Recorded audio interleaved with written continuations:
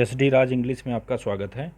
आज हम हैमलेट पे चर्चा करेंगे। हैमलेट के हम कुछ उन क्वेश्चनों पर चर्चा करेंगे कि जो डिटेल टेक्स्ट पढ़ के जो है फुल टेक्स्ट पढ़ने के बाद ही वो चीज़ें आपको मिलेंगी। तो और वो भी आपको जो है बहुत कंसंट्रेट होकर के पढ़ेंगे तो ये तथ्य आपको मिलेंगे। तो उनमें से कुछ क्वेश्चन हम ऑब्जेक्टिव फॉर्म उनमें से कुछ क्वेश्चन लेकर के उनका ऑब्जेक्टिव फॉर्म बना करके हम आपको प्रोवाइड कराने का प्रयास कर रहे हैं। तो इसमें सबसे पहला क्वेश्चन आपका आता है कि ये टेक्स्ट से नहीं है, ये थोड़ा मैं उसका बैकग्राउंड देना चाहता हूँ कि जैसे ये सोर्स माने जाते हैं, जैसे गेस्ता दिनोरम। गेस्ता दिनोरम क्या है? गेस्ता दिनोरम एक वर्क है। अब ये वर्क किसकी है? अब ये वर्क है आपका सेक्सो ग्रामेटिकस या सेक्सो काग्नोमाइन, ये दोनों एक ही व्यक्ति के नाम हैं और इनका ये वर्क है गेस्ता दिनोरम। गेस्ता दिनोरम हम लोग इसलिए पढ़ रहे हैं कि गेस्ता दिनोरम में 16 आपके जो है बुक हैं, 16 उसके आप पार्ट मान सकते हैं। तो इस 16 पार्ट में जो आपका पार्ट नंबर 3 और 4 है उसमें हैमलेट से मिलती जुलती हुई कहानी है और स्पेशली पार्ट थर्ड जब आप इनका पढ़ेंगे तो आपको लगेगा कि मैं हैमलेट ही पढ़ रहा हूँ। सारी कहानी आपको लगेगा कि 70% कहानी तो हैमलेट की जो है ये जो गेस्ता दिनोरम आपकी बुक है इसके जो थर्ड इसका पार्ट है उसी से ये ज़्यादातर चीज़ें ली गई हैं। तो इसीलिए हमने सबसे पहले क्वेश्चन इसी पे चर्चा किया है कि गेस्ता दिनोरम क्या चीज़ है। तो गेस्ता दिनोरम एक लॉन्ग वर्क है। किसने लिखा है? आप इसको सेक्सो ग्रामेटिकस बोलो और चाहे सेक्सो काग्नोमाइन बोलो, ये दोनों एक ही व्यक्ति के नाम हैं। ये नाम ज़्यादा फेमस है और दूसरा वाला नाम उतना कम फेमस है। तो इसका ऑप्शन क्या होगा? इसका ऑप्शन आपका ऑप्शन नंबर 3 होगा। अब देखिए दूसरा क्वेश्चन क्या है। दूसरा क्वेश्चन है, हमने आपको सिर्फ याद करवाने के लिए क्वेश्चन फ्रेम करवाया है। अब हमने पूछा है कि गेस्ता दिनोरम में कितने पार्ट्स हैं। There are how many books in Gesta Danorum, how many parts. आप उसको चाहे बुक के रूप में लें चाहे पार्ट के रूप में लें, वो कितनी हैं तो पता चला वो 16 हैं, 16 हैं। अब तीसरे क्वेश्चन में ये आपको बताया गया है, पूछा गया है कि which book of Gesta Danorum is very near to Hamlet play of Shakespeare. तो इसमें बुक नंबर 3 है। जो यहाँ आप हैमलेट के नाम से पढ़ रहे हैं वहाँ वो एमलेट के नाम से है। उसका स्पेलिंग जो है ये जो है इससे ऐसे लिखा जाता है, तो वो एमलेट के नाम से वहाँ पे आपको मिलेगा। करेक्टर यही है, प्रोनाउंसिएशन का थोड़ा अंतर है। तो ये स्पेलिंग यहाँ यत से शुरू होती है और गेस्ता दिनोरम में यही पात्र आपका जो है थर्ड बुक में ऐसे शुरू होता है, एमलेट उसको बोलते हैं। अब जो आपका हैमलेट प्ले है शेक्सपियर वाला, इसके कई सोर्स हैं। तो इसके एक सोर्स पर तो हम लोग चर्चा किए हैं, विधिवत चर्चा किए हैं। दूसरा और इसके सोर्स कितने हो सकते, जैसे गेस्ता दिनोरम, ये तो आप इसको समझ ही गए, इस पर हमने अच्छी खासी चर्चा की। योर एमलेट, ये माना जाता है कि ये रचना थॉमस किड और इनके शेक्सपियर के मिले जुले जो है रूप का जो है, कहने का मतलब मिला जुला वर्क है और उससे भी ये कहानी आपकी प्रभावित हो रही है। कौन सी कहानी? हैमलेट की कहानी। तो एक सोर्स आपका ये भी माना जाता है। तीसरा सोर्स आपका स्पेनिश ट्रेजेडी भी मानी जाती है। ये भी माना जाता है कि स्पेनिश ट्रेजेडी की कहानी से भी, क्योंकि इसमें भी जो कहने का मतलब बदला लेने का सेंस होता है और सब सारी घोस्ट वाला सेंस होता है, इसमें भी वही सब सारी चीज़ें दिखाई जाती हैं जैसे आपका हैमलेट में दिखाया जाता है। तो इसका जो है आंसर, राइट आंसर क्या होगा? All the above. कहने का मतलब ये ऑप्शन भी सोर्स है, ये ऑप्शन भी सोर्स है और ये तो सोर्स है ही। अब अगली चीज़ आपसे पूछी जाए, which 2 candidates were sent to Norway as a messenger. अब इसमें हम आपको ये बताना चाहेंगे कि जब हैमलेट के फादर की हत्या हो गई, तो हैमलेट के फादर की जब हत्या नहीं हुई थी उसके पहले जो हैमलेट के फादर थे, नॉर्वे के किंग से उनके किसी मैटर पे विवाद को लेकर के दोनों लोग आमने सामने हो गए थे। मतलब हैमलेट के फादर की सेना प्लस नॉर्वे के किंग की सेना आगे आमने सामने आ गए थे। तो हैमलेट के फादर ने प्रस्ताव रखा कि दोनों लोगों की सेनाओं को लड़ने से मरने से अच्छा ये है कि हम दोनों सेनापति ही या हम दोनों किंग ही आपस में लड़ लेते हैं और जो जीतता है उसकी विजय मानी जाएगी, हम पूरी सेना लड़ाने का कोई मतलब नहीं है। तो हैमलेट के फादर ने नॉर्वे के राजा को मार दिया था, उसमें वो हार गया था। तब से वो नॉर्वे की भूमि इनके कब्जे में थी, वो लोग इनको करवर दे रहे थे। तो अब क्या हुआ कि जब हैमलेट के फादर की हत्या हो गई तो उन नॉर्वे वाले लोगों के मन में आया कि अब हम इनको कर नहीं दे सकते हैं, उससे हम लोग बच सकते हैं। तो खुराफात इन लोगों के मन में जो आया, तो खुराफात आया, इन्होंने कर देना बंद कर दिया। तो क्लाडियस की तरफ से और उनके जो सामंत थे उनकी तरफ से एक पत्राचार करने के लिए 2 मैसेंजर को भेजा गया था। तो वो 2 मैसेंजर कौन थे? वो 2 मैसेंजर का आपको नाम बताना है। तो वो 2 मैसेंजर इसमें वोल्टीमन हैं और कॉर्नेलियस हैं। ये 2 लोग थे, दोनों लोगों को जो है नॉर्वे भेजा गया था। ये देखिए इसमें, तो इसमें अगर जो देखा जाएगा तो ऑप्शन नंबर 3 आपका सही है। अगला क्वेश्चन आपका है, which 2 candidates were deputed to find out the cause of madness of Hamlet. 2 ऐसे कौन से कैंडिडेट थे कि जो हैमलेट के ऊपर नियुक्त किया गया था क्लाडियस के द्वारा कि आप लोग पता कराओ कि हैमलेट की मैडनेस का काज क्या है, कारण क्या है, ये वाकई में जो है पागल है या बना पागल है, इसकी जो है असली समस्या क्या है। तो ये 2 कैरेक्टर नियुक्त किए गए थे, उन 2 कैरेक्टरों का आपको नाम बताना है। तो इसमें पहला ऑप्शन है आपका रोज़ेनक्रेंट्ज़ और गिल्डेस्टर्न, दूसरा है ओसरिक, होरेशियो, तीसरा है ओसरिक, रोज़ेनक्रेंट्ज़, होरेशियो, गिल्डेस्टर्न। तो इसमें आपका सबसे सही ये वाला है, यही दोनों लोग थे, यही दोनों लोग, पहला ऑप्शन नंबर 1 इसमें करेक्ट है, रोज़ेनक्रेंट्ज़ और गिल्डेस्टर्न। ये 2 लोगों को नियुक्त किया गया था क्लाडियस के द्वारा कि आप लोग इनका जो है पता लगाइए। अब ये क्वेश्चन आपका पूछा जा रहा है, which character was sent to inform and convince the Hamlet for fencing match. अब इसमें आपसे ये पूछा गया है कि वो कौन सा ऐसा कैरेक्टर है कि जो हैमलेट के पास भेजा गया था। अब जैसे हुआ क्या, जैसे पोलोनियस की हत्या हो गई, लार्टीज़ आया, लार्टीज़ के आने के बाद जो है उसके मन में प्रतिशोध की ज्वाला जल रही थी, तो और साथ में क्लाडियस भी अपनी रोटी सेकना चाहता था।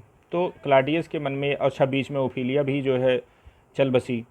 तो ये सब सारी ट्रेजेडी बढ़ती चली गई, लार्टीज़ का जो है गुस्सा बढ़ता चला गया, इधर क्लाडियस अपनी रोटी सेकना चाहता था। तो उसने एक प्लान बनाया था कि एक जो है तलवारबाजी का मैच रखा जाए, और तलवारबाजी के मैच में उसने लार्टीज़ को बता दिया था कि आपकी तलवार को मैं जहर लगवा दूंगा और उसकी एक भी खरोच हैमलेट की मृत्यु का कारण बनेगी।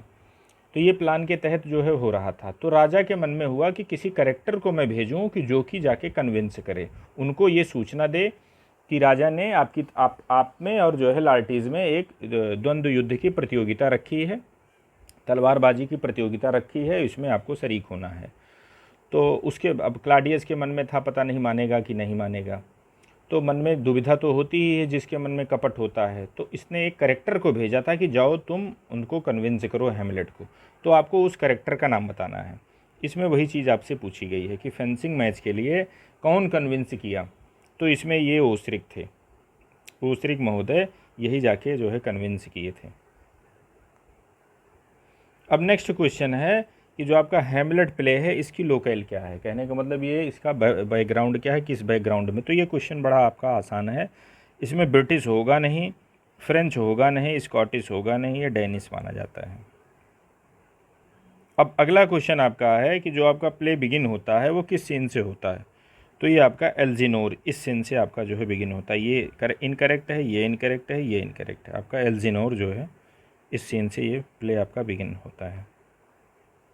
अब आपको यहाँ पे ये बताना है, who delivers first dialogue in play Hamlet. जो आपका हैमलेट प्ले है इसमें जब इसकी स्टार्टिंग होती है तो फर्स्ट डायलॉग किसके द्वारा दिया जाता है। तो इसमें फर्स्ट डायलॉग आपका बर्नार्डो के द्वारा जो है डिलीवर किया जाता है, ये बर्नार्डो के द्वारा। तो इसमें आपका ऑप्शन नंबर 3 सही है। नेक्स्ट क्वेश्चन आपका है कि एक्ट फर्स्ट सीन फर्स्ट में जब घोस्ट फर्स्ट टाइम स्टेज पे आया था तो उस समय कितने लोग उसको देखे थे। तो उस समय 3 लोग देखे थे, स्टेज पे उसको देखने वाले आपके 3 लोग थे। 3 लोगों ने उसको जो है स्टेज पे देखा था, और इन तीनों लोगों में कौन था, एक मार्सिलस था आपका, एक बर्नार्डो था और एक आपका होरेशियो था। ये 3 लोग इनको देखे थे। नेक्स्ट क्वेश्चन देखते हैं। यहाँ आपको ये बताना है, Marcellus says to Horatio to talk ghost in ... language. अब जब घोस्ट आता है, घोस्ट जब आ जाता है स्टेज पे फर्स्ट टाइम, तो जो मार्सिलस होरेशियो से बोलता है कि आप बात करो घोस्ट से बात करो क्योंकि तुमको लैटिन आती है। तो इसमें ये बताया गया है कि लैटिन उस समय इंग्लिश से अच्छी लैंग्वेज मानी जाती थी। उसके मन में था कि हो सकता है घोस्ट जो है ज़्यादा टैलेंटेड हो, ज़्यादा पढ़ा लिखा हो, तो इसलिए बोला कि तुमको लैटिन आती है, तुम लैटिन में इससे बात करो। तो यहाँ पे आपका ये ऑप्शन नंबर 2 सही है। यहाँ पे ये लैटिन लैंग्वेज में इससे बात करने के लिए कहता है। कौन कहता है? मार्सिलस बोलता है। अब ये वाला क्वेश्चन एक आता है आपका, Hamlet's mother married less than dot dot dot mother's months after his father's death.